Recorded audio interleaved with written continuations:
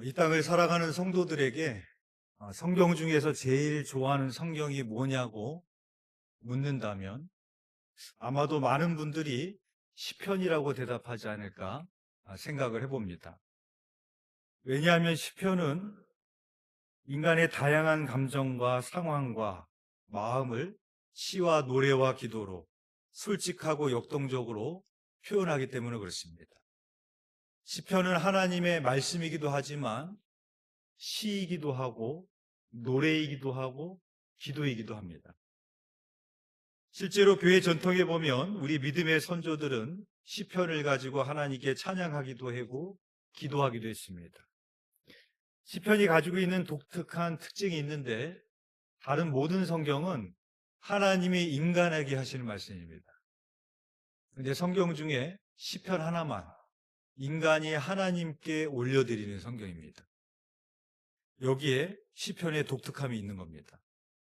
그러니까 여러분들이 시편을 읽으실 때, 묵상하실 때 이 시편의 의미는 뭐냐면 나의 노래와 나의 찬양과 나의 기도가 어떻게 하나님께 닿고 있는지, 우리의 기도가 하나님이 보실 때 어떻게 들리는지, 우리의 찬양이 하나님 앞에 어떻게 들리는지를 보여주고 있는 게 시편입니다. 그래서 시편을 만난다라는 것은 하나님께서 듣는 소리를 우리도 들어보는 겁니다. 하나님 앞에 우리의 기도가, 찬양이 어떻게 들리는지를 우리가 들어보는 것이 시편을 읽어보는 거고 묵상하는 거고 만나는 겁니다. 어떤 아이에게 어떤 사람이 가서 물어봅니다. 얘 너 뭐 가지고 싶은 거 있니? 뭐 선물로 받고 싶은 거 있어? 물어봤어요. 그 아이와 상관없는 남이. 그때 아이가 속 시원하게 대답하는 게 아니라 갑자기 물어보니까 당황스럽기도 하고, 그래서 머리를 좀 긁적긁적거리면서 저는요 이렇게 하고 끝났어요. 아니면 무슨 일이 있었는지 물어봤는데도 그냥 얼굴은 무뚝뚝하게 아무런 대답도 안 했어요. 그러면은 그 물어본 그 아이랑 전혀 상관없는 남이 그 이야기를 딱 듣고 나서 뭐라고 내가 들었는지 이렇게 쓸 겁니다. 내가 오늘 이 아이와 오랫동안 같이 있었는데 내가 뭘 갖고 싶었는지 여러 차례 물었는데 이 아이는 자신이 뭘 받고 싶은지 아무 말도 하지 않았다. 다른 사람이라면 이렇게 적을 겁니다. 그렇죠? 그런데 그 아이의 부모는 다르게 듣습니다. 그 아이의 부모는 어떻게 듣는가 하면은 오늘 우리 애가 무슨 일이 있었나? 우리 애가 지금 당황하네? 우리 애가 오늘 학교에서 친구랑 싸웠나? 부모는 남하고 전혀 다른 이야기를 듣는다라는 것입니다. 그래서 부모는 사랑하는 자녀의 마음을 헤아리려고 최선을 다합니다. 이것이 시편이 보여주는 하나님이 우리의 기도를 어떻게 들으시는지, 무엇을 들으시는지를 보여주고 있는 게 시편입니다. 우리 시편 5편 1절 한번 읽어보겠습니다. 5편 1절 시작. 여호와여 나의 말에 귀를 기울이사 나의 심정을 헤아려 주소서. 네. 이 말씀을 우리말로 보면은 마치 하나님이 우리 말에 잘 귀를 기울이시지 않는 것 같아서 좀 내 마음 좀 헤아려 달라고 그렇게 독촉하고 있는 것처럼 그렇게 좀 느껴집니다. 그런데 그런 의미가 아닙니다. 우리가 우리의 마음의 생각을 입으로 통해서 말로 표현을 합니다. 그런데 우리의 말이 내 마음의 생각과 항상 일치하지 않습니다. 그렇죠? 말은 그럴듯한데 마음은 악할 수가 있습니다. 마음으로는 뭔가를 잘 생각을 했는데 입으로는 잘 표현하지 못할 수 있어요. 일치하지 않아요. 그렇죠? 상대방에게 내 의사를 확실하게 전달해야 되는데 오늘 화나는 일이 있었어. 지금 막 분노가 일어나. 그러면은 으더더더더 하면서 내 마음에는 하고 싶은 말이 이만큼인데 입 밖으로 잘 표현이 안 됩니다. 감정이 격해지면은 억울하고 분노가 일어나고 흥분하면 내 마음의 생각을 상대방에게 제대로 전달하지 못합니다. 그럼 이러한 경우에 남이 들을 때는 나와 전혀 상관없는 남이 들으면은 그렇게 듣는 거예요. 저 사람 갖고 싶은 거 하나도 없음. 저 사람 아무 문제 없음. 그러니까 들어도 들은 게 아니죠. 근데 하나님은 어떤 분인가 하면은 다윗이 지금 나의 심정을 헤아려 주소서라는 이 말은 좀 내 마음을 알아달라는 말이 아니라 하나님이 우리의 기도를 어떻게 들으시는지를 말하는 거예요. 그러니까 하나님 우리의 기도를 들으시는데 우리의 마음을 헤아리시는 마음의 소리를 들으신다는 겁니다. 그래서 우리가 그런 말하면 우리 작은 신음소리에도 응답하신다. 거기 무슨 말이 있어요? 하나님 나 지금 힘들고 어려운데 이 문제 해결해 주시고 이렇게 해 주시고요. 이런 말이 있습니까? 없어요. 근데 그 작은 신음소리에도 응답하신다라는 말이 그런 의미예요. 내 마음을 살피니까.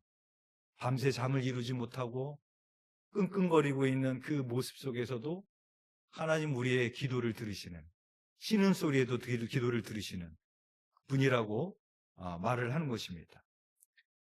그래서 줄탁동시라는 말이 있습니다. 그 알 속에 있는 새끼가 알 껍질에 갇혀 있어가지고 어미가 보이지 않아요. 그런데 저 알 밖에는 어미가 있겠지. 그런 믿음을 가지고 알에서 나가려고 부리로 툭툭툭툭 어디에 어미가 있는지 모르지만 툭툭툭툭 두드립니다. 그럼 어미는 어떻게 하는가 하면은 이 새끼가 보이지는 않지만 계속해서 자기도 부리로 두들기면서 툭툭툭툭 친다는 거예요. 그러면서 새끼의 상태를 살피는 거예요. 얘가 문제가 있는지, 건강한지, 언제 나올리는지 툭툭툭툭 치다가 그렇게 서로 툭툭툭툭 치다는 것이 딱 만나는 순간에 껍질이 깨지고 새끼가 알에서 나와서 어미새를 만나게 된다는 말이 줄탁동시입니다. 기도가 그와 같다라는 겁니다. 우리도 하나님이 보이진 않지만 하나님이 계심을 우리가 확신하고 그 하나님을 더듬는 것처럼 신음소리로 또 우리의 말로 부르짖음으로 두드리며 나아갈 때 하나님께서 우리의 마음속을 다 헤아리시면서 툭툭툭 치시면서 우리의 기도와 응답을 해주시고 만나게 될 때 우리가 기도의 응답을 경험하게 되는 것입니다. 예수님이 가르쳐 주신 주기도문은 기도를 누구에게 해야 되는지 대상을 가르쳐 주고 기도할 때 무엇을 위해 기도해야 될지를 가르쳐 준다면 시편은 우리가 기도를 어떻게 해야 되는지를 가르쳐 줍니다. 그래서 시편에는 인간이 처할 수 있는 모든 상황과 감정과 경험들이 다 들어 있습니다. 그러니까 인간이 살아가면서 만나는 모든 상황 속에서 어떻게 하나님 앞에 나가야 되냐를 시편은 우리들에게 보여주고 있는 겁니다. 그래서 시편 25편 14절 말씀 한번 읽어보겠습니다. 시편 25편 14절 말씀 우리 함께 읽어보겠습니다. 시작. 여호와의 친밀하심이 그를 경외하는 자들에게 있으며 그의 언약을 그들에게 보이시리로다. 아멘. 여기서 친밀하시다라는 말은 히브리어로 소드인데 대화를 하다 친밀한 교제를 한다라는 의미입니다. 영어로는 프렌드십, 친구가 되신다 그런 의미입니다. 제가 얼마 전에 후배 목사에게 재미난 이야기를 들었습니다. 자기 교회 원로 목사님이 기독론을 되게 중요하게 여긴대요. 기독론은 뭐냐면 예수님이 누구신가. 그래서 수련 목회자나 부목사를 뽑을 때 항상 물어보는 질문이 당신에게 예수님은 누굽니까? 이 질문을 항상 한다는 거예요. 근데 어떤 수련 목회자에게 이 질문을 똑같이 했답니다. 당신에게 예수님은 누굽니까? 그때 이 수련 목회자가 이렇게 대답을 한 겁니다. 네, 예수님은 제 친구입니다. 그때 원로 목사님이 화를 내면서 예수님이 네 친구야! 예수님이 네 친구야! 막 화를 내면서 그 전도사님이 면접에서 떨어졌대요. 예수님이 우리의 친구가 되신다라는 것을 잘못 이해한 것이죠. 예수님이 우리의 친구가 되신다는 것이 예수님이 우리와 똑같은 존재가 된다는 것을 의미하지는 않습니다. 요한복음 15장 14절에 뭐라고 이야기를 하냐면 너희는 내가 명하는 대로 행하면 곧 나의 친구라 라고 말씀을 합니다. 예수님이 우리와 친구 되기 위한 방법을 알려주셨는데 순종이라는 겁니다. 만약에 예수님과 우리와 동급이라면, 같은 존재라면 순종을 할 필요가 있어요, 없어요? 순종을 할 필요가 없죠. 같은 대등한 상황이면. 그런데 예수님과 친구가 되려면 그 말씀을 지키면 순종해야 된다라고 성경이 말하고 있습니다. 사람이 강아지하고 친구가 될 수 있어요, 없어요? 없어요? 있어요? 예. 여러분의 주관적인 답으로 따라 달라질 수 있겠지만 친구 될 수 있죠. 반려견이라고 부르잖아요. 그런데 내가 강아지하고 친구가 될 수는 있지만 강아지가 저를 강아지로 생각하면 어떻게 되겠습니까? 제가 강아지를 친구로 여긴다고 제가 강아지라고 생각하면 어떻게 되겠습니까? 안 되겠죠. 저와 강아지와의 친밀함은 강아지의 순종을 통해서 더 깊어질 수 있는 거예요. 그래서 우리가 누군가와 친구가 된다는 것은 그 사람의 존재 자체를 그대로 인정해 줬을 때 친구가 되는 겁니다. 저 친구는 저런 아이지, 저 친구는 이런 상황 속에서 살고 있지, 가족 환경은 어떤지 다 알지만 그거를 그대로 받아줄 때 우리가 진정한 친구가 될 수 있습니다. 마찬가지로 우주 만물을 창조하신 하나님과 친구가 된다는 것은 하나님을 하나님으로 받아들여야 되는 겁니다. 그래서 우리가 하나님과 친구가 되기 위해서 무엇이 필요하냐고 말했냐면 그를 경외하는 자들에게 있으며, 친밀하다라는 말과 경외한다라는 말은 대조적인 말처럼 보여요. 그렇죠? 친밀하다라는 건 가까운 건데 경외하다라는 것은 두렵고 함부로 할 수 없다는 말입니다. 그런데 이게 경외하는 자에게 친밀하심을 있다라고 말하고 있다라는 것은 우리가 하나님을 두렵고 떨림으로 그 말씀에 순종을 할 때 순종과 경외함을 통해서 주님과 더 가까워질 수 있다라고 우리들에게 말하고 있는 것입니다. 그래서 예수님께서 이렇게 말씀을 하셨습니다. 요한복음 15장 13절에서 14절에 사람이 친구를 위하여 자기 목숨을 버리면 이보다 더 큰 사랑이 없나니 너희는 내가 명하는 대로 행하면 곧 나의 친구라. 예수님께서 말씀하시고 계시는 친구의 의미는 두 가지입니다. 친구는 높은 곳에서 낮은 곳으로 내려올 때 가능합니다. 부모가 자녀를 사랑하게 되면 친구가 됩니다. 부모가 되기 이전에 친구가 돼요. 그렇죠? 자녀의 연령대로 내려갑니다, 부모가. 자녀의 눈높이로 내려가서 자녀의 말투로 말을 하고 자녀와 같이 장난감을 가지고 놀고 유치하게 행동을 하고 흙을 만지고 이게 친구가 되는 겁니다. 그래서 예수님이 우리에게 친구가 되셨다는 의미는 우리의 눈높이로 낮아지셨다는 겁니다.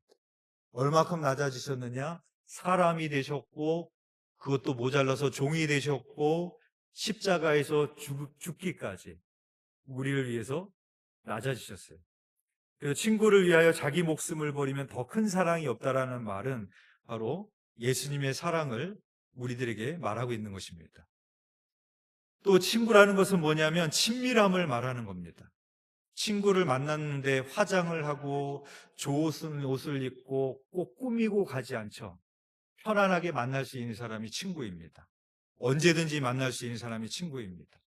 그리고 친구는 내 속을 털어놓을 수 있고 내 비밀을 말할 수 있는 사이가 친구입니다.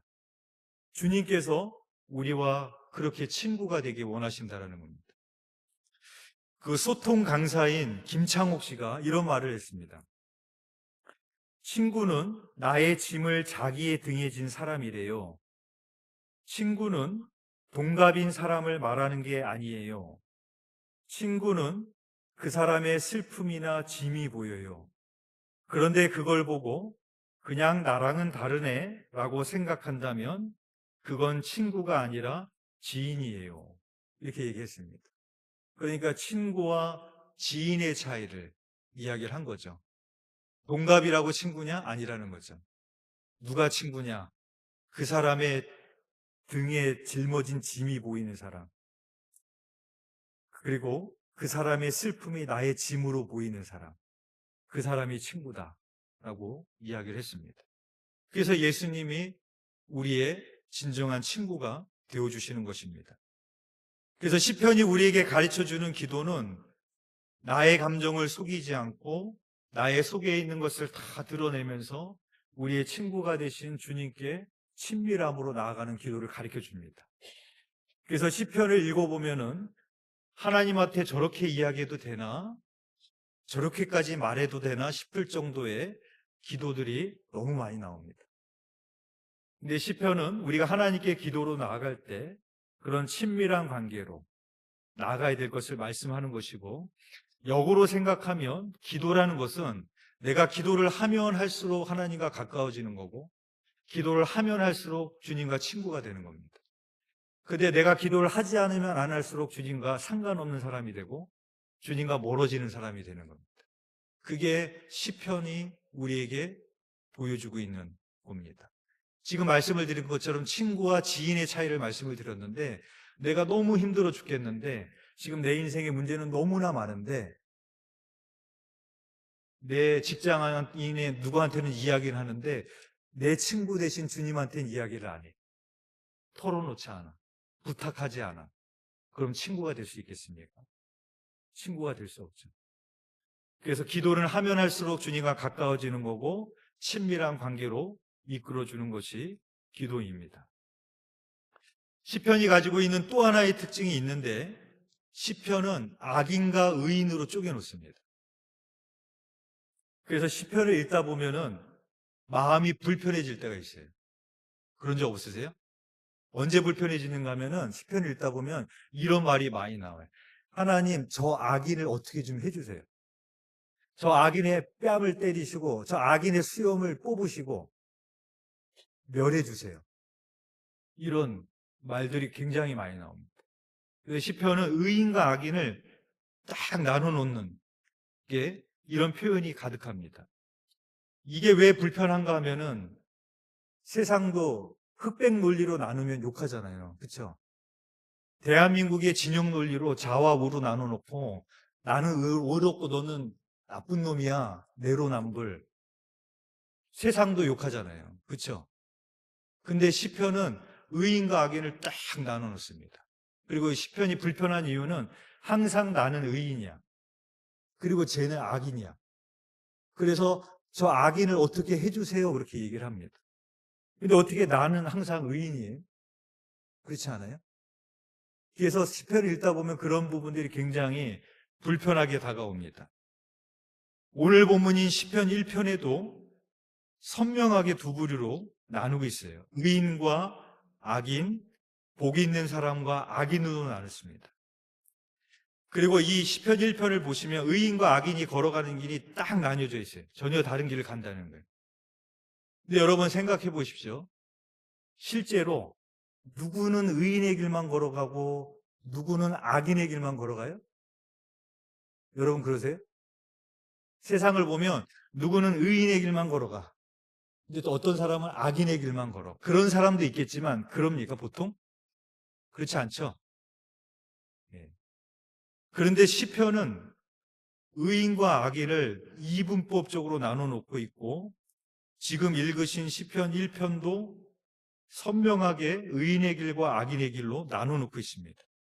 왜 그럴까요? 그것은 세상을 이분법적으로 나눠서 보고 있는 것이 아니라 지금 이 순간에 나는 선을 선택해야 된다라는 의지이고 다짐이고 결심이고 움직임이라는 겁니다. 그러니까 우리도 악인의 길을 가요. 의인의 길만 가지 않지 않습니까? 근데 시편 1편이 뭘 얘기하는가 하면은 그럼에도 불구하고 어제 내가 악인의 길을 걸어갔을지라도 의인의 길을 걸어가겠다고 선택하고 다짐하고 움직여라. 이 말씀을 우리에게 하고 있는 겁니다. 우리 시편 1편 1절 우리 한번 읽어보겠습니다. 시작. 복 있는 사람은 악인들의 길을 따르지 아니하며 죄인들의 길에 서지 아니하며 오만한 자들의 자리에 앉지 아니하고. 아멘. 이 말씀에 보면 세 가지 동사가 나옵니다. 따르지 아니하며, 서지 아니하며 앉지 아니하고. 근데 이 표현을 보면 점층법이에요. 행위가 점점점 깊어지고 있습니다.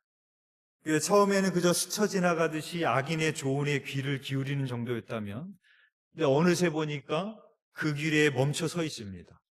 그리고 어느새 보니까 그 자리에 눌러 앉아 있습니다.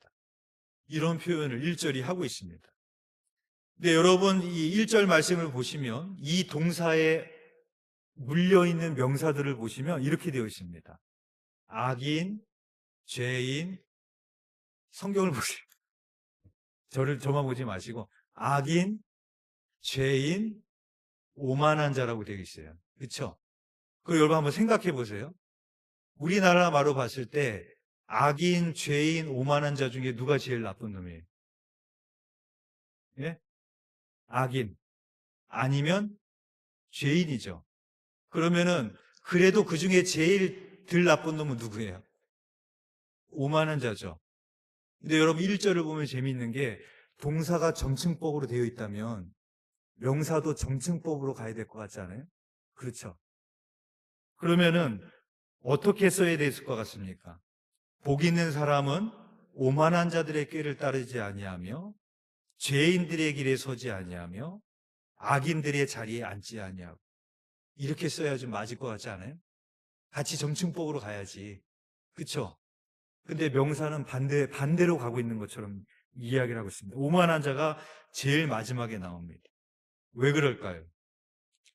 이 오만한 자라는 뜻이 히브리어로 레침인데 어떤 뜻인가 하면 입을 삐죽거리다는 겁니다. 이 입을 삐죽거리는 게 뭐냐면 어버버버 하면서 얼버무리는 거예요. 언제 얼버무려요?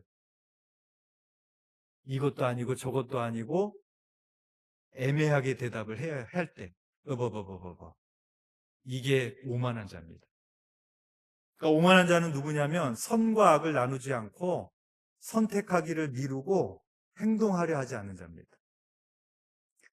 그래서 내가 이렇게 살아야 되는데 라는 건 머리로 알아. 오늘 말씀을 들었어. 근데 오만한 자는 누구냐면 이렇게 살아야 되는데는 알지만 그래도 좀 미뤄. 좀 생각하고 싶진 않아. 내 양심에 찔려. 이렇게 살아는 것이 옳아 하지만은 지금은 아니야. 때가 이르지 않았어. 불편해. 나는 편하게 살고 싶어. 이 사람이 오만한 자입니다. 근데 시편 1편 1절이 가장 위험한 빌런을 누구로 보고 있는가 하면 오만한 자로 보고 있다는 거예요.